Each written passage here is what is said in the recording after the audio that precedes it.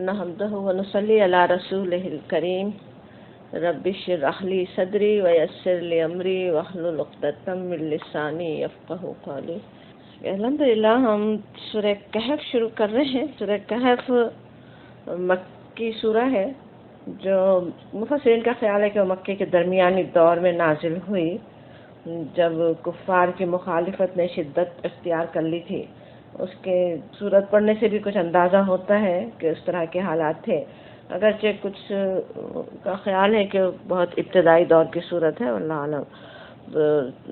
اب یہ کہ اگر وہ اس وقت کی ہے جب کہ مخالفت نے شدت اختیار کر لی تھی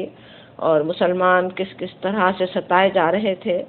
تو اس طرح کے حالات میں گرفتار جو اللہ کے بندے ہوں ان کے لیے اس صورت میں یہ صورت جو اس صورت کی آیات جس میں کتنی واقعات اور تمثیلوں سے بھرپور ہے، اس میں بڑی رہنمائی ہے ایسے حالات کے لیے، ایسے حالات میں جو لوگ پھنسے ہوئے ہوں ان کے لیے۔ اور یہی وجہ ہم دیکھتے ہیں اس صورت کی فضیلت بھی آتی ہے احادیث میں۔ اس کے لیے ایک حدیث تو جو زیادہ تر بیان کی جاتی ہے، اگرچہ وہ سورہ کہف کی فضیلت سے زیادہ اصل قرآن کی تلاوت کی بھی ہے، لیکن اسے بھی ہم یاد کر لیتے ہیں۔ کہا یہ گیا، حضرت براء بن عازب رضی اللہ عنہ بیان کرتے ہیں کہ ایک آدمی سورہ کہف پڑھ رہا تھا اور اس کے قریب ہی ایک گھوڑا 2 رسیوں کے ساتھ بندھا ہوا تھا۔ اس دوران میں ایک بادل سا اس پر سایہ فگن ہوا اور وہ آہستہ آہستہ نیچے آتا چلا گیا۔ جیسے جیسے وہ نیچے آتا رہا اس کا گھوڑا زیادہ اچھلنے کودنے لگا۔ جب صبح ہوئی تو وہ شخص نبی صلی اللہ علیہ وسلم کی خدمت میں حاضر ہوا اور اس نے آپ سے اس واقعے کا ذکر کیا۔ آپ نے فرمایا کہ وہ سکینت تھی جو قرآن کے ساتھ نازل ہو رہی تھی۔ یہ حدیث متفق علیہ ہے، یعنی بہت احادیث کے مجموعوں میں آئی ہے، خاص طور پہ بخاری اور مسلم میں۔ یہ بھی ہو سکتا ہے بس جو قرآن کی تلاوت کر رہے تھے وہ اس وقت سورہ کہف تھی، ضروری نہیں کہ سورہ کہف ہی کی وہ فضیلت ہو، لیکن کیونکہ دوسری احادیث ایسی بھی آتی ہیں جس میں کہیں سورہ بقرہ کے بارے میں اسی طرح کی بات ہے کہ کوئی تلاوت کر رہے تھے اور انہوں نے اس طرح کا محسوس کیا۔ اب یہاں پہ حضور صلی اللہ علیہ وسلم نے جو جواب دیا کہ وہ سکینت تھی، اب سکینت کیا ہے اس کے کئی مفہوم ہیں نا۔ اللہ تعالیٰ کی وہ رحمت جو انسان کے دل میں اطمینان اور سکون اور ٹھنڈک پیدا کرتی ہے۔ دوسری حدیث میں فرشتوں کا بھی ذکر ہے، تو فرشتے بھی جب نازل ہوں تو کیسے انسانوں کو سکینت پہنچانے والے ہوتے ہیں نا، تو دونوں ایک ہی بات ہو سکتی ہے، جیسے انسان کو تسکین پہنچانے کا ذریعہ بنتی ہیں۔ اور اس سے مراد اللہ کی طرف سے نصرت، اللہ کی نصرت بھی جو اللہ تعالیٰ کی طرف سے خاص طور پہ آتی ہے، یا پھر وہ یہ بات کے فرشتے۔ اور ظاہر ہے ہر ایک قرآن پڑھنے کے وقت دیکھنے میں نہیں آتا، لیکن اللہ تعالیٰ نے نبی صلی اللہ علیہ وسلم کی موجودگی میں جب آپ موجود تھے وہاں یہ معاملہ ان کے ساتھ پیش آیا اور آپ انہیں بتا بھی سکے۔ اس کی حقیقت کیا ہے پتہ چلتا ہے کہ کس طرح، ویسے احادیث میں دوسری جگہ بھی پتہ چلتا ہے نا، جہاں قرآن پڑھا جا رہا ہو کس طرح سے فرشتے ایک دوسرے کو بلاتے ہیں اور جمع ہو جاتے ہیں۔ ایک اور حدیث جو کئی مجموعوں میں آئی ہے، وہ بھی حدیث مسلم، ابو داؤد، ترمذی اور نسائی میں، اس میں آتا ہے کہ ابی درداء رضی اللہ عنہ کی روایت ہے کہ رسول اللہ صلی اللہ علیہ وسلم نے ارشاد فرمایا، جو شخص سورہ کہف کی 10 ابتدائی آیات یاد کرے گا وہ دجال کے فتنے سے محفوظ رہے گا۔ تو اس میں ابتدائی 10 آیات کی اہمیت اس حدیث سے ہمیں پتہ چلتی ہے۔ اور بھی ویسے احادیث ہیں کئی جو آپ میں سے اکثر کو یاد بھی ہوں گی، جمعے کے دن پڑھنے کی فضیلت، اس کی اہمیت، لیکن جو زیادہ آتھینٹک حدیث ہے وہ میں نے سنائی۔ ایک مستدرک حاکم میں آنے والی حدیث ہے، وہ بھی روایت یاد کر لیتے ہیں۔ نبی صلی اللہ علیہ وسلم نے فرمایا کہ جمعے کے دن جس نے سورہ کہف کی تلاوت کی دوسرے جمعے تک اس کے ساتھ نور ہوگا، تو وہ حاکم میں آئی ہے وہ حدیث۔ اب یہاں پہ جو متفق علیہ حدیث جو ہم نے پہلے یاد کی، اس کی پہلی 10 آیات کی فضیلت کے لحاظ سے کہ وہ جو اس کو یاد کر لے، یاد کرنے سے ظاہر ہے ہمیں سمجھ میں آتا ہے نا کہ ایک جب نبی صلی اللہ علیہ وسلم اپنے صحابہ سے کہہ رہے ہوں تو اس کا مفہوم ان کے دل میں اترے، انہیں پتہ ہو، اس کا معلوم ہوگا کہ کیا ان آیات میں ہے، کیا کہا جا رہا ہے۔ دجال کے بارے میں بھی آپ سب خوب جانتے ہیں، اس کے تفصیل میں مجھے جانے کی ضرورت نہیں ہے کہ وہ دجال کا فتنہ کیسا فتنہ ہوگا۔ دجال کا لفظ ویسے دجل سے ہے، دجل کے معنی دھوکہ ہوتا ہے نا، اور دجال کا دور بھی اصل میں تو وہی ہے نا کہ دھوکے کا دور ہوگا، چیزوں کی حقیقت کچھ ہوگی، نظر کچھ آ رہی ہوگی، وہ کچھ بنا کے پیش کرے گا۔ تو دجال جو ہے وہ انسانوں میں سے سب سے بڑا شیطان ہے کہنا چاہیے، اور شیطان کا تو کام ہی انسانوں کو دھوکے دینا ہے نا، اور اس کے دھوکوں سے، شیطان کے ہر دھوکے سے اللہ کی آیات ہی محفوظ رکھ سکتی ہیں، خصوصاً سورہ کہف کی جیسے جو بتایا گیا، اور خاص طور پہ جو 10 آیات ابتدائی ہیں ان میں ہم دیکھتے ہیں کہ ایسے فتنوں سے اپنے آپ کو محفوظ رکھنے کے لیے کیسے رہنمائی ملتی ہے نا۔ سب سے پہلا یہ واقعہ جو اصحاب کہف کا سنایا گیا، واقعہ تو بعد میں ہے لیکن جو ابتدائی 10 آیات میں اس کی طرف اشارہ ہی ہے نا، اور اس سے ہی سمجھ میں آتا ہے کہ کس طرح اس وقت جب ظالم بادشاہ انتہائی ظلم و ستم توڑ رہا تھا، اور اہل ایمان کو مجبور کیا جا رہا تھا کہ وہ اللہ کو چھوڑ کر ان کے معبودوں کو تسلیم کر لیں، ان کے آگے سر جھکائیں، ایسے وقت میں چند نوجوان جو اپنے ایمان کو بچانے کے لیے، اتنے بڑے فتنے سے بچنے کے لیے اپنا گھر بار چھاڑ کر نکل کھڑے ہوئے، اور انہوں نے فیصلہ کر لیا کہ ہمیں اپنے رب سے منہ نہیں موڑنا ہے، نہ شرک کو اختیار کرنا ہے خواہ کچھ ہو جائے۔ اور وہ کسی ویسے کوئی مادی سہارا نہیں تھا، صرف اللہ کے بھروسے پر پہاڑوں میں جا کر ایک غار میں بیٹھ گئے۔ تو کس طرح اللہ نے پھر ان کی مدد بھی کی۔ تو اب یہ آیات کس طرح پھر سکھاتے ہیں نا کہ یہی واقعات، یہ آیات اگر یاد ہوں تو جب دجال کا فتنہ اللہ نہ کرے کہ ہمارے سامنے آئے، اگرچہ آثار تو ایسے لگتے ہیں جیسے شروع ہی ہو چکا ہو، تو لیکن اس کی اصحاب کہف کی مثال ہمارے سامنے ہو کہ خواہ حالات کیسے ہی ہو جائیں، جان پہ بنی ہو، لیکن بہرحال اپنے ایمان کے ساتھ کمپرومائز نہیں کرنا ہے، اپنے ایمان پہ قائم ہی رہنا ہے، اور اللہ پہ کیسا بھروسہ رکھنا ہے، اور اللہ کیسا ساتھ دینے والا ہے، یہ ساری چیزیں سکھاتی ہیں نا وہ آیات۔ تو اصل چیز وہ ہے، آیات جب ہم یاد کریں تو اس طرح سے یاد کرنا بھی ضروری ہے، یاد کرنا ہی چاہیے، اتنی اہم آیات ہیں، آسان بھی ہیں، یاد کرنا مشکل بھی نہیں ہے، تو ان کو انشاءاللہ ہم یاد رکھنے اور پڑھنے والے ہوں،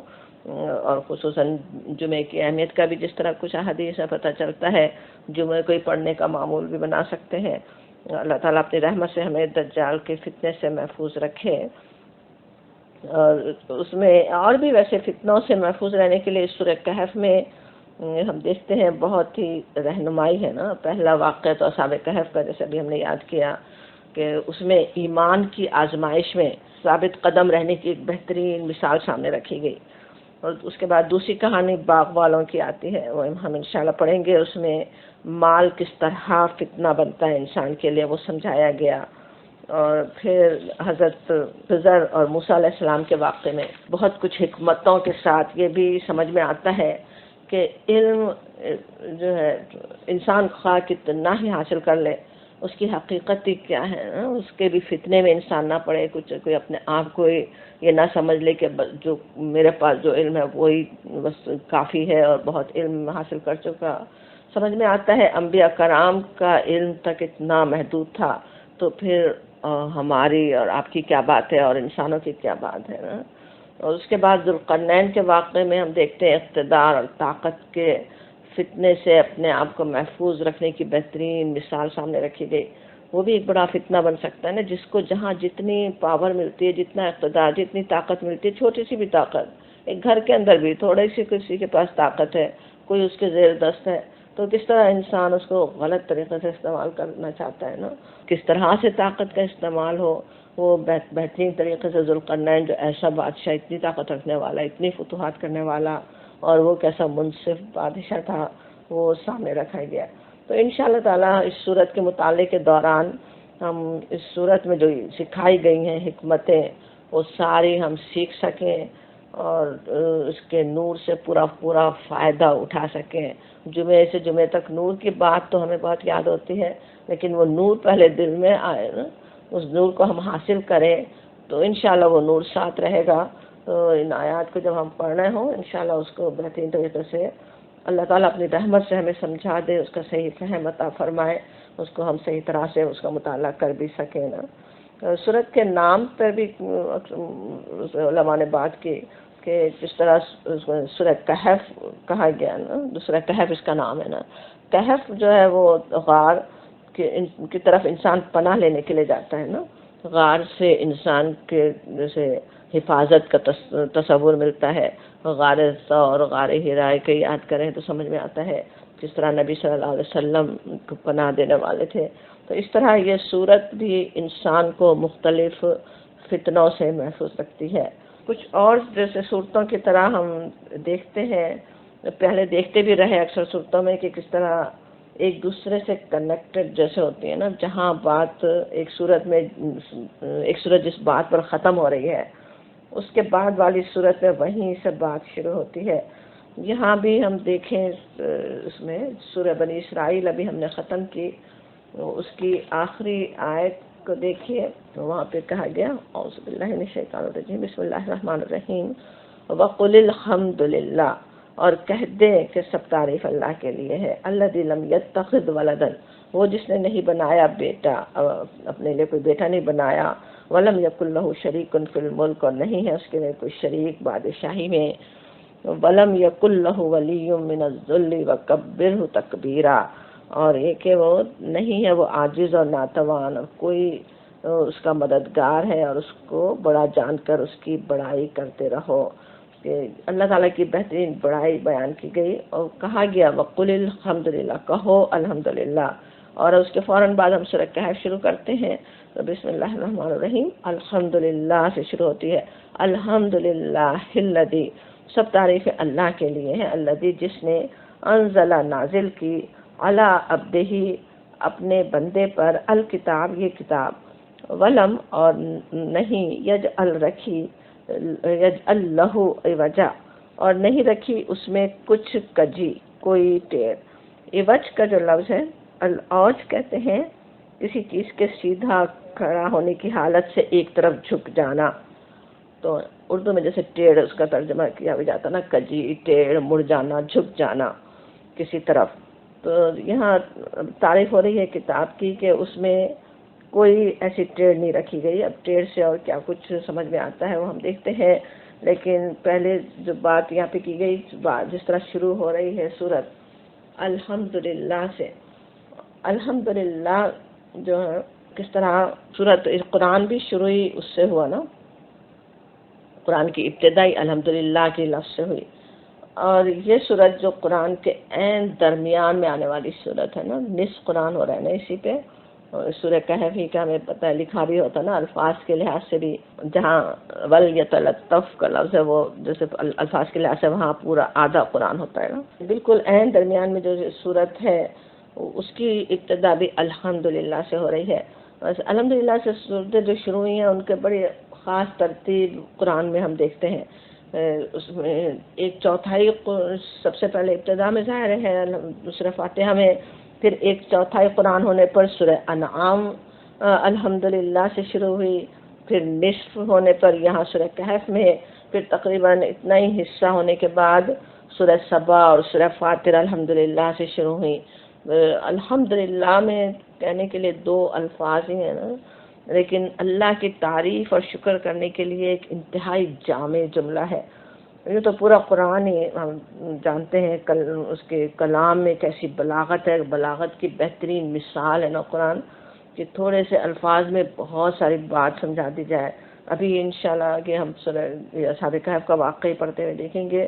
کس طرح وہ واقعہ بھی سنایا جا رہا ہے، کہانی کوئی اور سنا رہے ہوں تو کتنی ساری ڈیٹیل سنا رہے ہوتے ہیں، پھر بھی جا کے بات الجھ جاتی ہے۔ وہاں بغیر کسی ڈیٹیلز کے ایک جملے کے اندر اتنی ساری تصویر سامنے آ جاتی ہے کہ اچھا یہ اور یہ بات تھی، یہ اور یہ ہوا تھا اور اس کی وجہ سے یہ ہو رہا ہے۔ تو اسی طرح سے الحمدللہ بھی انتہائی بلیغ کلمہ ہے نا، حمد کا لفظ خود بہت ہی معنی رکھتا ہے اپنے اندر۔ اس کا یہ تو یاد ہی ہوگا کس طرح ہم سمجھتے رہے ہیں، تعریف پلس شکر ہوتا نا حمد، تعریف کرنا بھی اور شکر کرنا بھی، لیکن صرف اللہ کی سب تعریف اللہ کے لیے ہے یا سب شکر اللہ کے لیے ہے کہہ دینے سے بھی ترجمے کا حق ادا نہیں ہوتا نا۔ تعریف کے لیے جو الفاظ استعمال کیے جاتے ہیں عربی میں بھی ہے نا، اور الفاظ مدح ثنا ہم بھی جانتے ہیں اردو میں بھی استعمال کرتے ہیں، ان کے بھی معنی تعریف کرنے کے ہی ہیں، لیکن جو کسی کی مدح کر رہے ہوں، کسی کی ثنا کر رہے ہوں، وہ مبالغے کے ساتھ بھی ہو سکتی ہے، اور جتنا کوئی تعریف کے قابل نہیں ہے اس سے زیادہ کوئی اس کے لیے قصیدے لکھ ڈالے، یہ بھی ہو ہی سکتا ہے نا۔ اور کبھی تو مدح و ثنا کرنے والے خود بھی دل سے قائل بھی نہیں ہوتے، وہ سوچیں بادشاہوں کے لیے کیسے لمبے لمبے قصیدے لکھے جاتے تھے، اور بس لکھنے کا مقصد، لکھتے کس لیے تھے، کچھ مقصد حاصل کرنا ہوتا تھا نا، اس سے کچھ فائدہ حاصل کرنا ہوتا تھا بادشاہوں سے، ان سے ریوارڈ لینے، کچھ حاصل کرنے کے لیے، کوئی فیور حاصل کرنے کے لیے، پوری دنیا میں بلکہ کسی بھی شخص کیا بلکہ دنیا کی کسی بھی چیز کی جو تعریف کی جائے وہ اس کا پورا حقدار ہو ہی نہیں سکتا نا۔ سوچیں ہم کسی کے حسن کی تعریف کریں، اس میں اس کا کیا ہاتھ ہے، کتنا ہی خوبصورت ہو، کیا کتنا ہی حسن ہو، لیکن وہ کس کا دیا ہوا ہے، اس کا تو کوئی ہاتھ نہیں تھا اس کے بنانے میں۔ کتنی چیزوں کی تعریف انسان کرتا ہی ہے نا، خود اخلاق تک بھی اس میں تھوڑا بہت انسان کا بھی ہاتھ ہوتا ہے، لیکن کتنا ہی اس میں اللہ تعالیٰ کی دی ہوئی فطرت بھی ہے نا، اس کے لیے کیا ماحول اللہ نے دیا، کیسی فطرت اسے دی، اور دنیا میں کوئی اور چیز کسی نے بنائی ہو کتنی شاندار بنا دیں، کہ مسجدیں آج دنیا میں کیسی کیسی شاندار ترین بنی ہوئی ہیں، کیسی کیسی فلک بوس عمارتیں انسان بنا لے، لیکن وہ سب کیا ہے، وہ سب بنانے کی صلاحیتیں کس نے دی، اور یہ کہ اس بنانے کے لیے مٹیریل کس نے مہیا کیا، کس نے عطا کیا، کس طرح سے وہ اس کی کتنی تعریف کر دیں، وہ اصل تعریف تو اللہ تک پہنچتی ہے نا۔ اور اس کے مقابلے میں جب ہم الحمدللہ کہیں، شکر اللہ کے لیے، تعریف اس کے لیے ہے، بات یہ ہوتی کہ وہ حقیقت میں ساری تعریفیں اسی کے لیے ہے نا، اسی طرح سارے شکر کا بھی اصل سزاوار وہی ہے۔ اور بلکہ الحمدللہ کہنے سے یہ بھی سمجھ میں آتا ہے کہ وہ چاہے کریں یا نہ کریں، انسان نہ کرے، پوری مخلوق نہ کرے شکر، تب بھی شکر ہے اللہ کے لیے، وہ خود اپنی ذات میں آپ حمید ہے، خود اپنی ذات میں آپ محمود ہے اللہ تعالیٰ، اس کو کسی کے حاجت نہیں ہے کسی کے تعریف کی، کسی کے شکر کی، وہ خود ہے ہی شکر کے قابل۔ اسی لیے جب یہ صورتیں جو الحمدللہ سے شروع ہو رہی ہیں، جس طرح اللہ تعالیٰ نے ہماری زبان پہ وہ کلمہ بس جاری کر دیا، ہم بھی وہ اس طرح سے کہنے والے ہوں، الحمدللہ کہنے والے ہوں۔ اسی طرح دنیا میں سوچیں بہت سارے انسان ایک دوسرے کے لیے بہت کام آتے ہیں، بہت کچھ کر رہے ہوتے ہیں، ایک دوسرے کو، انسانوں کو ایک دوسرے کو سنبھالنے کا ذریعہ بنانے والا، لیکن ہے کون، اس کا اصل میں شکر ہونا کس کا چاہیے۔ اسی لیے ہم دیکھتے ہیں جیسے سورہ لقمان میں جہاں پہ والدین کی بات آتی ہے، ان کا حق ادا کرنے کی بات آتی ہے کہ ماں نے کیا کچھ کیا اپنی اولاد کے لیے، کیا کچھ کرتی ہے، اس کی تفصیل بتائی گئی۔ اور سوچے ایک انسان کے لیے سب سے زیادہ کرنے والی ماں ہی ہو سکتی ہے نا، پورے خلوص کے ساتھ کس طرح سے جب بالکل مجبور تھا، وہ کچھ کر نہیں سکتا تھا، اس وقت اپنی پوری جان لڑا کے اس کی پرورش کر رہی ہو، اتنی زیادہ وہ جو اپنے اولاد کے لیے کرتی ہے، لیکن وہاں پہ جب بات آتی ہے وہ ساری باتیں یاد دلائی گئی سورہ لقمان میں کہ ماں نے کیا کچھ کیا، کیسے مشکل پر مشکل اٹھا کر اسے وہ حمل اٹھایا، پھر دودھ پلانے میں 2 سال لگے، اور پھر کہا جاتا انشکر لی ولی والدیک، تاکہ شکر کرو میرا اور اپنے والدین کا۔ پہلا شکر اللہ کا واجب ہے، والدین عطا کرنے والا کون ہے، والدین کے دل میں محبت ڈالنے والا کون ہے، ماں کا ایسا دل بنانے والا کون ہے، وہ سارا شکر تو اصل اللہ کے لیے پہلے ہے نا، پھر انسانوں کا بھی ہو، انسانوں کے بھی ایسا نہیں کہ شکر نہ کرے انسان، نہیں ان کا بھی ہے، لیکن پہلا شکر تو ظاہر اللہ کا ہی ہے نا۔ اور جب ہم الحمدللہ کہتے ہیں تو اس کا مطلب یہ نہیں ہوتا کہ میں تعریف کرتا ہوں یا کرتی ہوں یا شکر کرتا ہوں یا کرتی ہوں، بلکہ ہم کہتے ہیں الحمدللہ، سب تعریف ہے اسی کے لیے، کوئی کرے یا نہ کرے۔ اور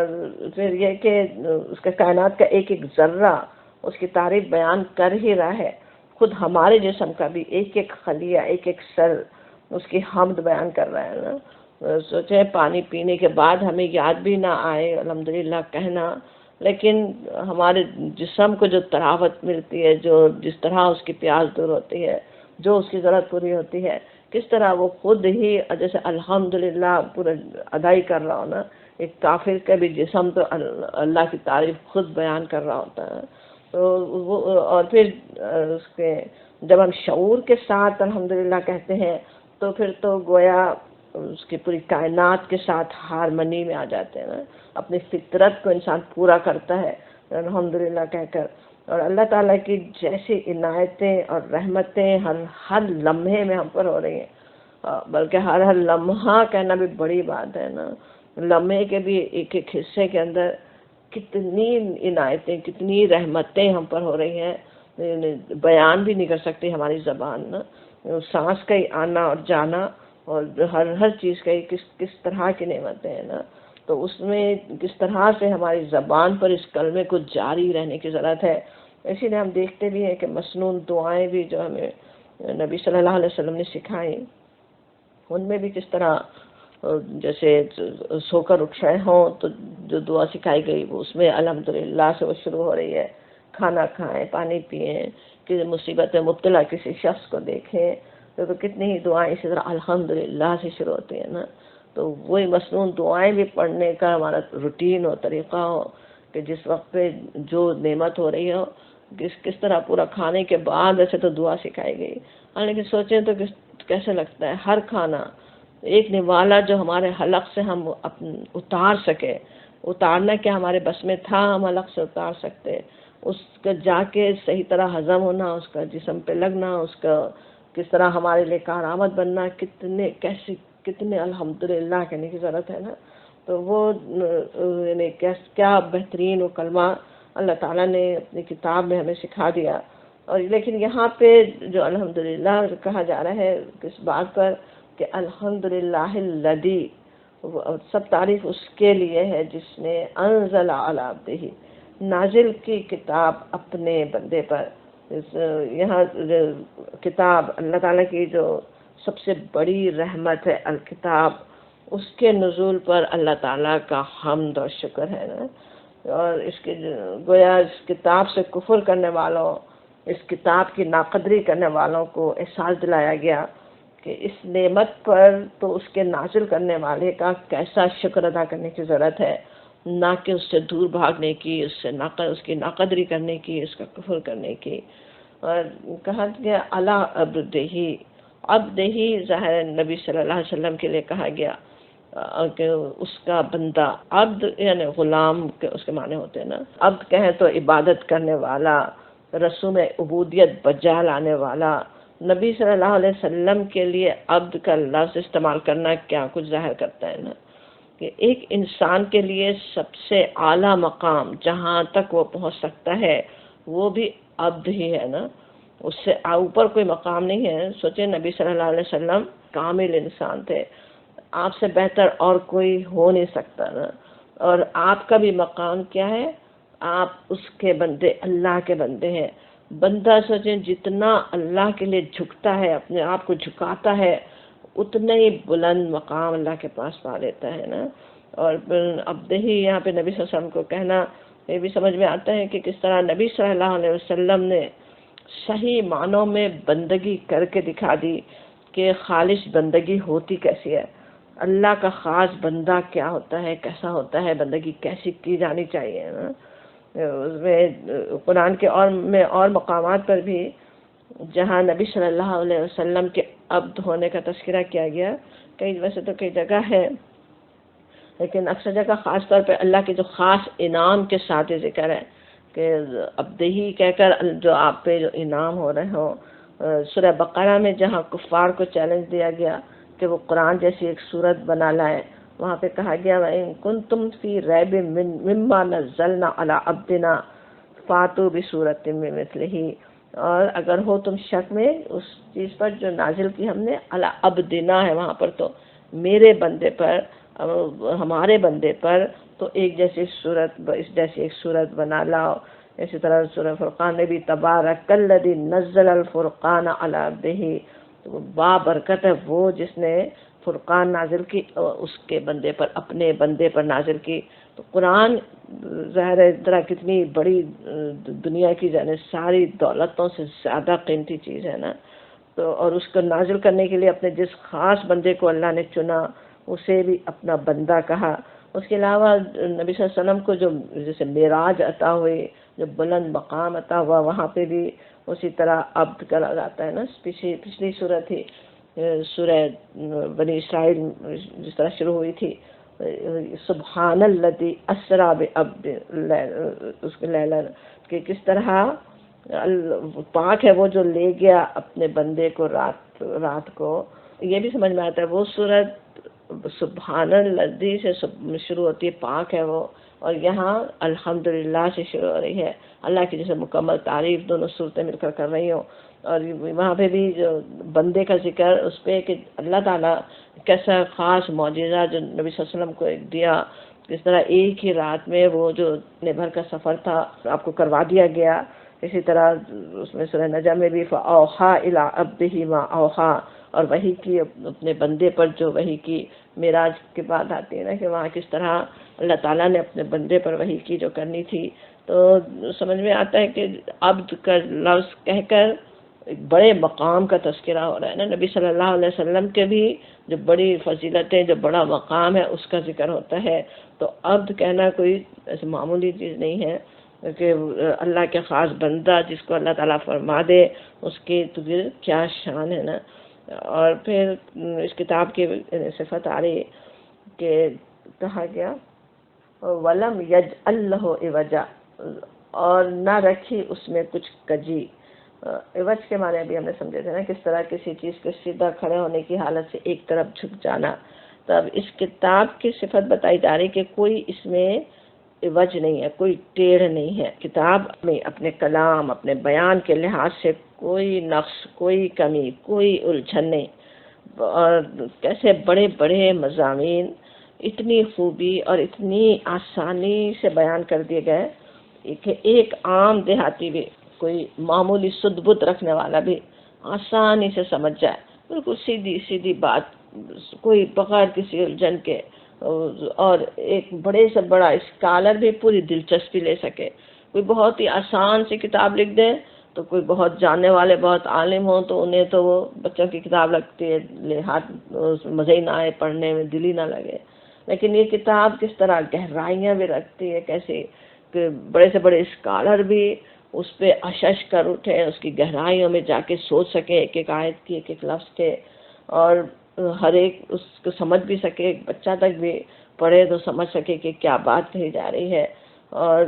وہ کلام کے لحاظ سے، بیان کے لحاظ سے ہوا کہ کوئی ٹیڑھ نہیں، کیسا بیان ہے، سیدھا سادہ. اور پھر معنی کے اعتبار سے بھی کوئی عوج، کوئی ٹیڑھ نہیں. انسانی کلام سوچے، خواہ کسی کا بھی ہو، بلکہ کسی جینیس انسان کا سوچیں، کوئی ذہین ترین انسان نے لکھا ہو، یا بڑے بڑے زمانے کے جاننے والے اسکالرس کے گروپ نے مل کر لکھا ہو، اس میں کتنی ہی باتیں ایسی ہو سکتی ہیں جن کی تصحیح کی ضرورت ہو. اس وقت کسی کو نہ بھی لگے بہت اشش کر رہی ہو دنیا، کچھ ہی عرصے میں پتہ چلتا ہے کہ کتنی غلطیاں اس میں تھیں، کیا کیا بات غلط اس میں تھی. تو پڑھنے میں بھی کس طرح ہر ایک پڑھ نہیں سکتا، ہر ایک سمجھ نہیں سکتا اکثر کتابوں کو. کلام کہیں الجھ رہا ہوتا ہے، کہیں کچھ اور ہوتا ہے، لیکن یہ کلام ایسا ہے جس میں کوئی الجھن نہیں. ایک ہی یہ کتاب ہے، الکتاب، آسمان سے نازل ہونے والی، جس میں کہیں کوئی عوج، کوئی ٹیڑھ دیکھی نہیں جا سکتی. تو سمجھنے کے لیے کہ کیسی عوج سے خالی یہ کتاب ہے جس میں کوئی ٹیڑھ نہیں. اگلی بھی آیت کو دیکھ لیتے ہیں، ساتھ اور سمجھ میں آئے گا. کہا جا رہا ہے سورہ کہف ہم پڑھ رہے ہیں، اس کی دوسری آیت قیما لینذرا، قیما سیدھی،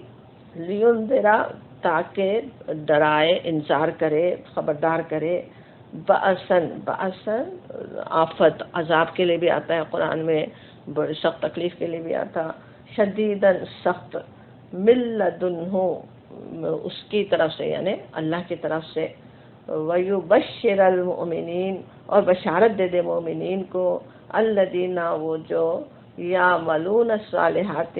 عمل کرتے ہیں صالح، نیک عمل کرتے ہیں، انا یہ کہ لہم ان کے لیے اجرن حسنا، بدلہ ہے اچھا، بہت اجر حسن ان کے لیے ہے، بڑا اجر ان کے لیے ہے. اب یہاں پہ پہلی چیز یہ کہی جا رہی کہ وہ صفت قرآن کی آ رہی ہے قیمن. اب الکتابی کی جو صفت چل رہی تھی وہی آگے چل رہی ہے. قیمہ کہیں تو اس کے کئی معنی کئی طرح سے اس کے سمجھے گئے. قیمہ ہوتا ہے جیسے ایک تو قائم کے بھی معنی ہوتے ہیں، جو خود قائم ہے، خود سیدھا ہے، اور پھر قائم رکھنے والا بھی، اور نگرانی کرنے والا بھی سمجھا گیا۔ تو قیمن جب کہیں اللہ کی کتاب کو، قرآن کو جب کہا جا رہا ہو کہ اس کی صفت قیمن بتائی جا رہی ہو، تو کیا سمجھ میں آتا ہے کہ وہ ایک تو خود سیدھی کتاب ہے، صحیح صحیح مضامین، سیدھے سیدھے مضامین، صاف صاف سمجھ میں آنے والے اور دوسروں کو سیدھا کرنے والی کتاب کے مضامین۔ قیمن کہیں تو کیسے معتدل ہے، کسی طرف جھکاؤ نہیں ہے، ہر انسان کو اس کا صحیح مقام دینے والے قوانین ہیں۔ انسان جب لکھے تو کس طرح اس وقت میں کیا بحثیں چل رہی ہیں، کہ لوگ کیا سمجھ رہے ہیں، کیا لوگوں کی اوپینین ہے، اس سے متاثر ہوتے ہیں نا، اس کی وجہ سے کس طرح ایک طرف جھک جاتے ہیں نا۔ سوچیں آج سے کچھ صدیوں پہلے ایک معاشرے میں عورت کا کیا مقام تھا، اس وقت جو کتابیں لکھی گئی ہوں وہ اسی لحاظ سے نظر آئیں گی کہ اس کو اس مقام پہ رکھا جائے گا۔ اب اس کے جو ریئیکشن میں کچھ آج کے دور میں کچھ اور ہو رہا ہو تو وہ اس ریئیکشن سے متاثر ہوں گے، وہ مقام کو بالکل ہی الٹ کر دینا چاہیں لوگ۔ تو اس طرح یہ مثال کے لیے سمجھ سکتے ہیں، لیکن اسی سے ہم دیکھ سکتے ہیں اور ہر طرح کے معاملے میں یہ کتاب کیسی بالکل صحیح سیدھا سیدھا سب کچھ صحیح بتانے والی کتاب ہے نا۔ اسی لیے سورہ انعام میں کہا بھی گیا اس کلام کے بارے میں، وَتَمَّتْ كَلِمَتُ رَبِّكَ صِدْقًا وَعَدْلًا، کہ تمہارے رب کی بات سچائی اور انصاف کے اعتبار سے کامل ہے، پوری مکمل، جیسے کلمے جو ہے وہ صدقوں و عدلہ ہے، عدل کرنے والے، بالکل انصاف کے اعتبار سے، سچائی کے اعتبار سے کامل یہ کلام ہے، یہ کلمات ہیں، اور صراط مستقیم کی طرف رہنمائی کرنے والی کتاب ہے۔ پچھلی سورہ بنی اسرائیل میں بھی جیسے کہا گیا تھا، ان ھذا القرآن یہدی للتی ہی اقوم، کہ بے شک یہ قرآن اس راستے کی طرف رہنمائی کرتا ہے جو سیدھا ہے، اقوم ہے وہاں پہ، اقوام قائم سے بھی زیادہ وہ ہے نا، بالکل صحیح بتانے والا، سیدھے راستے کی طرف قائم کرنے والا، اس کی طرف رہنمائی کرتا ہے یہ قرآن، سیدھا راستہ دکھاتا ہے۔ اور پھر پچھلی کتابوں میں جو بگاڑ پیدا ہو گئے تھے انہیں بھی یہ کتاب صحیح کر دیتی ہے، انہیں بھی قائم کر دیتی ہے، انہیں بھی قیمن بنا دیتی ہے، جو غلطیاں ہو گئی تھیں ان کی اصلاح کر دی گئی، ان کی صحیح بات بتا دی گئی۔ اور یہ کتاب پھر نازل کیوں ہوئی؟ لِيُنذِرَ، تاکہ ڈرا دے، انذار کرے، خبردار کرے۔ اب کتاب خود بھی منذر ہے، کتاب خود بھی خبردار کرنے والی ہے، ڈرانے والی ہے، اور اللہ تعالیٰ نے اپنے جس خاص بندے پر نازل کی، نبی کریم صلی اللہ علیہ وسلم بھی نذیر ہے۔ آپ منذر اور نذیر میں تھوڑا سا فرق ہوتا ہے، منذر ہوتا ہے جو جس وقت انذار کر رہا ہو، خبردار کر رہا ہو، ڈرا رہا ہو۔ نذیر ہمیشہ نذیر ہے۔ نبی صلی اللہ علیہ وسلم کا وجود سوچے، اس وقت بھی آپ چاہے کھڑے ہو کر انذار نہ کر رہے ہوں، آپ نذیر تھے۔ آپ کا قوم کے درمیان ہونا سب لوگوں کے لیے کس طرح انذار کا باعث تھا، لوگوں کو پتا تھا، آج تک بھی آپ کا وجود نذیر ہے دنیا کے لیے نا، کہ انذار کرنے والا ہے، تو وہ بھی نذیر ہے۔ اور پھر لیونذرا کی نسبت اللہ کی طرف بھی ہو سکتی ہے، اللہ تعالیٰ نے خود اپنے بندوں کو آگاہ کرنے کے لیے، خبردار کرنے کے لیے یہ کتاب نازل کی۔ کس چیز سے آگاہ کرنے کے لیے، کس بات سے آگاہ کرنے کے لیے، خبردار کرنے کے لیے؟ بأساً شدیدہ، سخت عذاب سے۔ اب عذاب ظاہر کفار کے لیے ہوتا ہے نا، کفار، آگے مومنین کی بات ہے لیکن یہاں کفار کا لفظ نہیں آ رہا، لیکن خود سمجھ سکتے ہیں، جو کفر کریں، جو کفر کرنے والے ہوں، ان کے لیے بأساً شدیدہ ہے۔ اور بات یہی ہوتی ہے کہ جس رخ پہ دنیا جا رہی ہے، سوچیں آج بھی جس رخ پہ دنیا جا رہی ہے، یا اس آیات کے نزول کے وقت جس رخ پہ دنیا جا رہی تھی، وہ کس طرح بأساً شدیدہ ہی کی طرف بڑھ رہی تھی نا، خود اپنے اوپر عذاب لانے کو تھے۔ آج ہی سوچیں دنیا کیسے گریڈ کا شکار ہے، کیسے لالچ کا شکار ہے، کیا انسان کر رہے ہیں، خود ہی اپنے اوپر ہی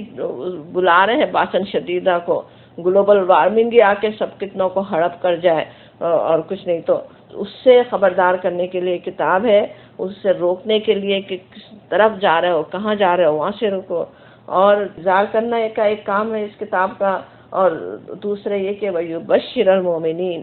اور مومنوں کو بشارت دینے کے لیے، جو اس کتاب کو مان کر صراط مستقیم کو اپنا لیں، ان کے لیے پھر بشارتیں، خوشخبریاں، گڈ ٹائڈنگز، انہیں کیا کچھ ملنے والا ہے اس کی ابھی سے بشارت دے دی جائے، بتا دیا جائے. اور ظاہر بشارتیں جو ہے وہ اس کے لیے بشارتوں کے مستحق بننے کے لیے زبانی ایمان پہ بھروسہ تو نہیں کیا جا سکتے. آگے جیسے آ رہا ہے کہ الذین یعملون الصالحات ان لہم اجرا حسنا، کہ وہ جو عمل صالح کریں ان کے لیے اجرن حسنا ہے. اجرن حسنا پانے کے لیے، وہ بہترین اجر پانے کے لیے وہ عمل صالح ضروری ہے نا. یعملون الصالحات، عمل صالح کیا ہے اس پر ہم بہت بات کرتے رہے، سب کے ذہن میں ہے کہ عمل صالح ہوتا کیا ہے نا. صرف گنی چنی چند نیکیاں نہیں ہے، پوری زندگی میں اللہ کی رضا کی فکر کرنا اور عمل صالح کی طرف رہنمائی کرنے والی اصل تو یہی الکتاب ہی ہے نا جس کا ذکر چل رہا ہے. اللہ کے خاص اس کے عبد اور عبد کا، پھر اس کے بعد اللہ کے جو خاص بندے ہیں، عبد کامل کہنا چاہیے نبی صلی اللہ علیہ وسلم کو. وہ آپ نے جیسے بالکل پوری طرح کامل بندگی کر کے آپ نے دکھا دیا. نبی کریم حضرت محمد صلی اللہ علیہ وسلم کی سیرت آپ کا اسوہ حسنہ رہنمائی کرتا ہے کہ عمل صالح کیا ہے، کیا کام کریں، کیا تو نیک اعمال ہوں گے جو اجر حسن ہمیں دلا سکیں. اجرن حسنا پھر کیسا احسن اجر ہے، اس کی جھلکیاں بھی اسی اللہ کی کتاب ہی میں موجود ہیں کہ کیا کچھ اس میں اللہ تعالیٰ نے کیا اپنے بندوں کے لیے کیا کچھ اجر رکھا ہوا ہے. اور صرف باسن شدید ہی نہیں کہا گیا اس آیت میں، جیسے کہا گیا نا قیم لینذر باسن شدیدا من لدنہ، اس کی طرف سے لدنہ کہنا کیسے ہے کہ جیسے اس کی طرف سے، خاص اللہ کی طرف سے. یہ بات کہنے میں ایک تو یہ بھی مطلب ہے کہ اللہ نے اپنی طرف سے اس اہتمام سے یہ کتاب، یہ انذار نازل فرمایا، اور اس سے منہ موڑنا پھر ظاہر ہے کہ ویسے ہی عذاب شدید کو دعوت دینا ہے. اور اس کے علاوہ من لدن کہنے میں عذاب کی شدت کا اظہار بھی ہے کہ کوئی یہ عذاب کوئی ایسا ویسا عذاب نہیں ہے، کوئی دنیا میں جو دیکھتے رہتے ہو تنبیہات ویسا نہیں ہے، بلکہ قہر الہی ہوگا، وہ جس سے بچانے والا کوئی نہیں بن سکتا، کوئی نہیں ہوگا. من لدن اس کی طرف سے باسن شدیدہ آ سکتا ہے، اس سے بچانے کے لیے، اس سے خبردار کرنے کے لیے یہ کتاب اللہ تعالیٰ نے اتاری، یہ کتاب اللہ تعالیٰ نے بھیجی. اب یہاں پہ ہم دیکھیں، ہم نے ابھی 2 آیات اس سورت کی پڑھی ہیں، اس میں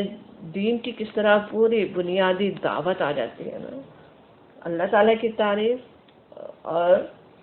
پھر رسالت کی بات، اللہ کے بندے کی بات، پھر کتاب کی بات، اور پھر قیامت کا بھی تذکرہ، آخرت کی بھی بات آ گئی کہ آخرت میں کیا انجام ہے. دونوں انجام آخرت کے بھی سامنے آ گئے. جامع آیات سمجھ میں آتی ہے. مکی صورتوں کی ہے نا یہ خصوصیت کہ تھوڑے سے الفاظ میں جیسے پوری دین کی بنیادی دعوت سمجھا دی گئی، اسی طرح ہم یہاں بھی دیکھتے ہیں سمجھا دیا گیا. اور یہ اس آیت کو جب ہم پڑھ رہے ہوں کہ یہ قرآن جو ہے کس طرح انذار کے لیے ہے، لوگوں کو بچانے کے لیے، لوگوں کو پہلے سے خبردار کرنے کے لیے، مومنین کو بشارت دینے کے لیے، ہمیں بھی سمجھ میں آتا ہے وہ کتاب اللہ تعالیٰ نے نازل تو اپنے بندے پر کی تھی، نبی صلی اللہ علیہ وسلم پر کی تھی، آپ کے ذریعے سے ہمیں عطا کی تھی، آپ کی امت کے پاس ہے وہ آج. اس کتاب سے اسی طرح کا انذار کرنا پھر کس کا حق بنتا ہے، اس کتاب سے دنیا کو خبردار کرنا پھر کس کا حق بنتا ہے، وہ بھی ہمیں سوچنے کی ضرورت ہے. اس میں کہاں کمی ہو رہی ہے، کتنا ہم اس انذار کا حق ادا کر رہے ہیں، یہ ہمیں خود سوچنے کی ضرورت ہے. یہ آیات ہمیں یہ بھی یاد دلاتی ہیں، اس چیز کی بھی یاد دہانی کرواتی ہیں نا. اور پھر کہا جا رہا ہے آیت نمبر 3 میں ماکثین فیہ ابدا، اور وہ رہیں گے اس میں ہمیشہ. اب یہ ہمیشہ رہنے کی بات، وہ جو اجرن حسنہ کی بات تھی نا پیچھے، اور جس طرح کہا جا رہا ہے ماکثین فیہ ابدا، اس سے سمجھ میں آتا ہے اجرن حسنہ کہہ کے اصل جنت کی طرف اشارہ ہے نا، کہ اس جنت میں ہمیشہ رہیں گے. ماکثین کا جو لفظ ہے مکثا سے، مکثا ہوتا ہے کسی چیز کے انتظار میں ٹھہرے رہنا. ماکث کہیں تو جیسے ٹھہرنا، ٹھہرے رہنا، اور ٹھہرنے والا. ماکثین اس کی کا پلورل، اس کی جمع. تو ماکثین وہ اس میں رہیں گے فی اس میں ہی اب اس اجر حسنہ میں اس جنت میں اللہ تعالیٰ نے جو اپنے بندوں کے لیے جو مقام بہترین رکھا ہے اس میں ابدا پھر آتا ہے جنت کی ابدیت کے بعد بہت زیادہ بار بار آتے ہیں کہ کس طرح ہمیشہ ہمیشہ اس میں رہیں گے. اگرچہ جہنم کی بھی خلود کی بات ہے لیکن اس سے زیادہ جیسے جنت کا تذکرہ آتا ہے کہ کیسے وہ ہمیشہ اس میں رہیں گے. اور سوچنے کی بات ہے اپنی اس مختصر سی زندگی میں کیے ہوئے عمل صالح کا جو اجر حسنہ جیسے کیا کہا گیا وہ کتنا ہی وہی حسنہ بہت ہی خوب بہت ہی بہترین اجر ہوا نا کہ اور پھر اس میں ہمیشہ ہمیشہ رہنا تو اور پھر کتنا اس کو احسن بنا دیتا ہے کیسا بہترین اجر ہے. اور ہمیشہ کس طرح رہیں گے. اب اس صورت کے اسی صورت کے سورہ کہف کے آخر میں ہے نا کہ ان الذین آمنوا وعملوا الصالحات کانت لهم جنات الفردوس نزلا خالدین فیہا لا یبغون عنہا حولا کہ وہ لوگ جو ایمان لائے جنہوں نے عمل صالح کیے وہ ان کے لیے ان کی میزبانی کے لیے وہ جو اس میں ہے جنت الفردوس ہے فردوس کے باغات ہیں اور اس میں سے وہ کبھی ان کا کہیں نکل کر جانے کو جی نہیں چاہے گا خود ہی دل نہیں چاہے. حالانکہ انسان کو ذرا سی بھی یکسانیت سے کیسے فوراً دل بھر جاتا ہے نا کتنے ہی شاندار دنیا میں کوئی جگہ حاصل کر لے بنا گھر بنا لے کچھ کر لے تھوڑے دن میں اس سے دل بھر بھی جاتا ہے نا کچھ اور اس سے بہتر بہتر کی جستجو میں رہتا ہے. لیکن وہ ایسی بہتر سے بہترین جگہ ہے کہ پھر وہاں سے بلکہ جی نہیں چاہے گا انسان کا نکلنے کو. اس سے سمجھ میں آتا ہے کہ بہتر ہوتی چلی جائے اور زیادہ اس کے آگے اللہ تعالیٰ کے اجر حسنہ بڑھتے ہی چلے جائیں کہ انسان کبھی بھی اس سے نکلنا ہی نہ چاہے. سورہ کہف کی آخری رکوع کی آیت ابھی ہم یاد کر رہے تھے اس سے وہ بھی یاد آیا کہ ایک حدیث جو اتنی جس کو آتھینٹک نہیں بھی سمجھا گیا تو ہم نے ابتدائی 10 آیات کی بات سمجھی تھی نا اسی طرح کسی نے وہ بھی کہا آخری 10 آیات کی بھی بات کہی اور آخری 10 آیات بھی ہیں بہت ہی اہم یاد کرنے ہی والی ہیں. بہترین طریقے سے اس میں دعوت آ جاتی ہے نا قرآن کی اور بہترین یاد دہانی تو انشاءاللہ وہ بھی ہمیں یاد کر ہی لینا چاہیے. ابتدائی اور آخری 10 آیات اگر پوری سورہ کہف نہ بھی یاد کریں. اور پھر جو کہا جا رہا ہے وَيُنذِرَ الَّذِينَ اور انذار کرے ڈرائے الذین ان لوگوں کو جنہوں نے قالو کہا اتخذ اللہ اختیار کیا اللہ کو ولدا بیٹا بنا لیا بیٹا. وَيُنذِرَ الَّذِينَ قَالُوا اتَّخَذَ اللَّهُ وَلَدًا اور ان لوگوں کو بھی ڈرائے جو کہتے ہیں کہ اللہ نے بیٹا بنا لیا ہے اللہ نے بیٹا اختیار کر لیا. اب اوپر ایک عام انذار تھا تمام لوگوں کے لیے تھا اور کس طرح یہ کتاب انذار کرنے کے لیے آئی اور اب ایک عام انداز میں ایک خاص انذار ہو رہا ہے نا ان لوگوں کے لیے وہی ان کو بھی ڈرا دے جو جنہوں نے بیٹا بنایا اللہ کے لیے بیٹا اختیار کر لیا. سورہ بنی اسرائیل کے آخری آیت جو ابھی ہم یاد کر رہے تھے اس میں بھی بات تھی نا کہ الذی لم یتخذ ولدا وہ جس نے کسی کو بیٹا نہیں بنایا. اللہ تعالیٰ نے کسی کو بیٹا بنایا نہیں اور لوگ اس کے لیے بیٹا بنا دیں تو اللہ تعالیٰ کو کیسا اس کا غضب نظر آتا ہے نا. اولاد بنا لینے پہ اولاد بنا لینا جو ہے ولدا ویسے ہے لیکن ولدا اولاد کے لیے بھی آتا ہے اور اس میں اور ہمیں پتہ ہے کس طرح مشرکین عرب بھی ان کو بیٹیاں سمجھتے تھے فرشتوں کو اللہ کی بیٹیاں قرار دیتے تھے. دیویاں جو انہوں نے بنائی ہوئی تھی بہت ساری وہ اصل اسی کی نمائندگی کرتی تھیں کچھ جیسے فرشتے ہوں اللہ کی بیٹیاں ہوں اور ان کے نمونے انہوں نے بنا کے رکھے ہوئے تھے دیویوں کی صورت میں. اور اسی پھر نصارہ کا بھی ہمیں پتہ ہے عیسیٰ علیہ السلام کو بیٹا بنانے کا بلکہ کچھ یہود میں بھی تھا عزیر علیہ السلام کو اللہ کا بیٹا قرار دینے کا. تو سبھی کی یہ بات ہو رہی ہے کہ جنہوں نے ان کو انذار کرے انہیں بتائے انہیں خبردار کرے جنہوں نے اولاد قرار دے دی اللہ کے لیے. اور اس کے لیے کہا جاتا ما لہم سورہ کہف ہم پڑھ رہے ہیں اس کی آیت نمبر 5 میں ما لہم نہیں ان کے لیے بہی اس کا من علم کوئی علم ولا اور نہیں لی آبائہم ان کے آبا کے لیے یعنی ان کے آبا کو بھی اس کا کوئی علم نہیں. کبورت کہنا جو ہے جیسے بڑی بات بڑی سخت کلمتن بات ہے تخرجو نکلتی ہے من افواہہم ان کے منہوں سے، یقولون نہیں کہتے وہ، الا مگر، کذبا جھوٹ، مگر وہ جھوٹ کہہ رہے ہیں۔ اب کبورت کہنا جو ہے کہ بڑی معنی میں نا، کبورت کہنا یہ بھی ہو سکتا ہے جیسے بڑی سخت سزا کی بات ہو، یا اللہ کے نزدیک بہت شدید بات ہے۔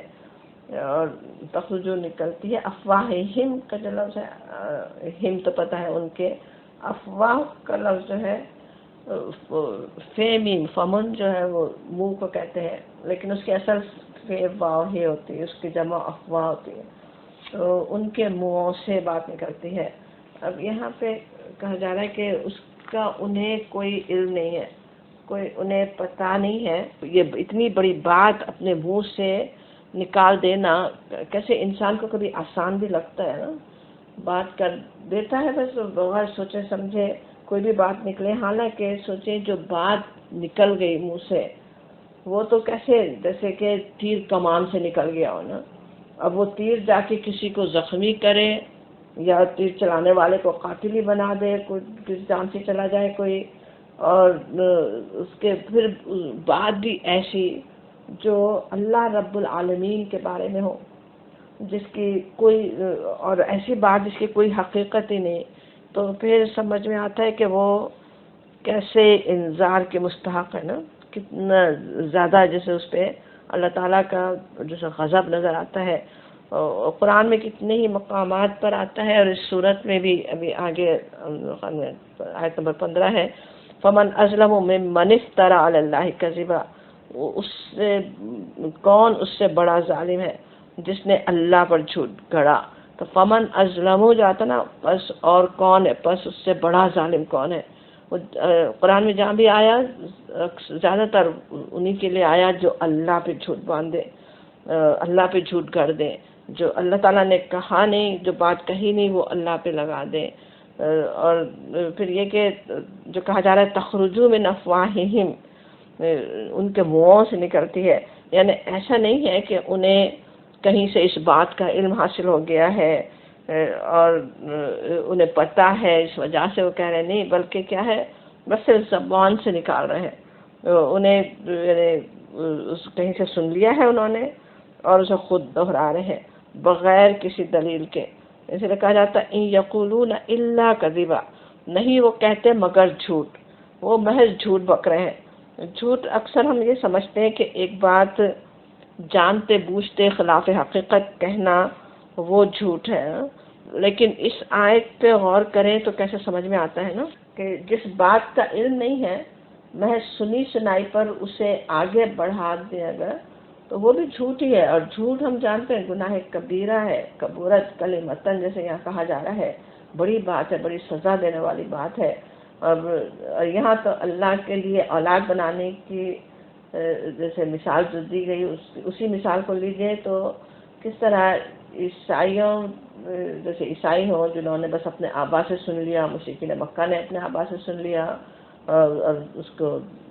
حضرت عیسیٰ علیہ السلام کو، فرشتوں کو اللہ کا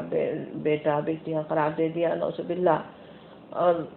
اس آیت میں جیسے کہا جا رہا ہے ما لہم بہ من علم ولا لآبائہم، نہ ان کو اس کا علم ہے نہ ان کے آبا کو، وہ کیسی وہ بڑی بات ہے نا کہ ان کے آبا کو بھی نہیں تھا۔ اب اگر آج کسی سے پوچھا جائے کہاں سے تمہیں پتہ چل رہا ہے،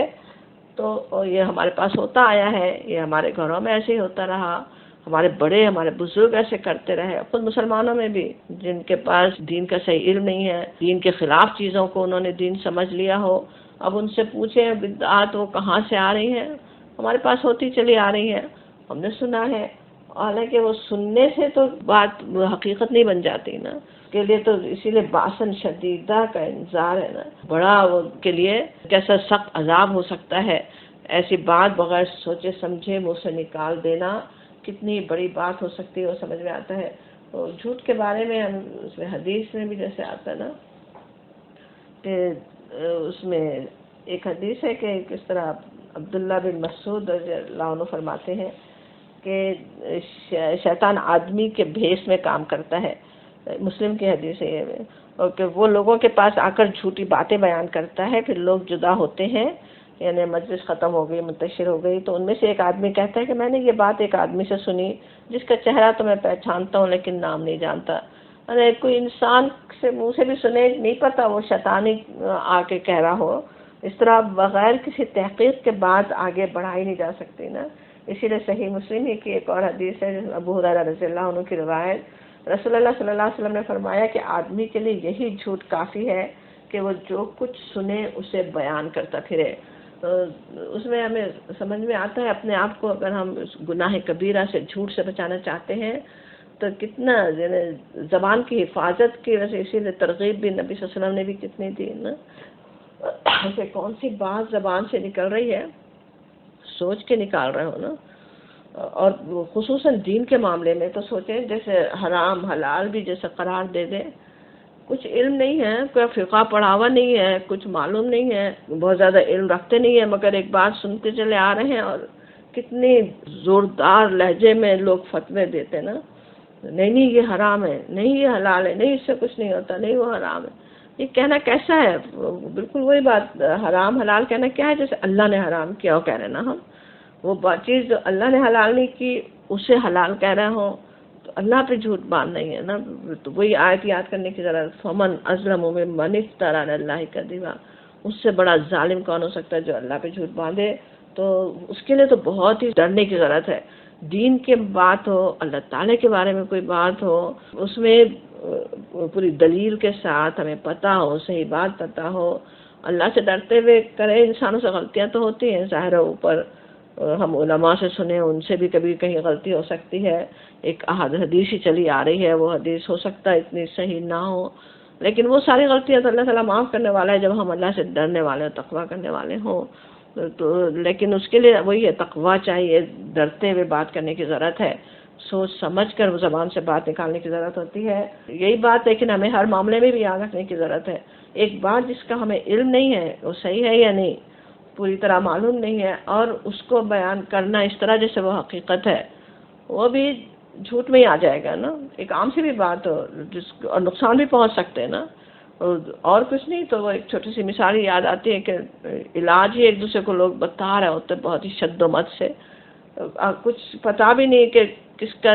جسم کیسا ہے، کس کے پاس کیا بیماریاں ہیں اور کیا ہے، پورا علم بھی نہیں ہے، کوئی میڈیکل آپ نے پڑھا ہوا نہیں ہے، اور آپ اس کو بتا رہے نہیں یہ اور یہ اور یہ ضرور کرو، یہ ضرور کر لو. ہمیں کیا معلوم نہیں ہے نا. ہمیں پہلے علم ہونا چاہیے، کسی بھی چیز کا پہلے علم ہو پھر آگے بات بڑھائیں، وہ ہمیں سمجھنے کی ضرورت ہے. انشاءاللہ اللہ تعالیٰ اپنی رحمت سے ہمیں اپنی زبانوں کی حفاظت کرنے والا بنائے، اور جو آیات ہم نے سمجھی اس پر پوری طرح عمل کرنے کی توفیق عطا فرمائے. وآخر دعوانا ان الحمد للہ رب العالمین.